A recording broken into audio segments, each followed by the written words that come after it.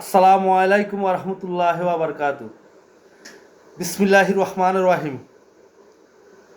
আমি ফেনী দাগনভূঞা উপজেলার ফাজিলগড়ের স্বপন ৬ নম্বর ইউনিয়নের সাবেক স্টিয়ারিং যুগ্ম সচিব। আপনাদের সবার প্রতি মাননীয় প্রধানমন্ত্রী দেশরত্ন শেখ হাসিনার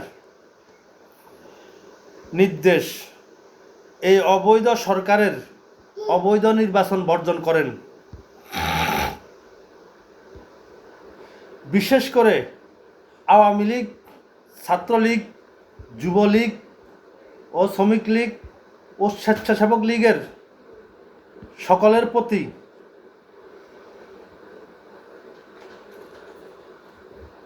দলের সর্বস্তরের নেতাকর্মীর প্রতি আকুল আবেদন ও আমাদের আহ্বান, কেউ ভোট কেন্দ্রে ভোট দিতে যাবেন না।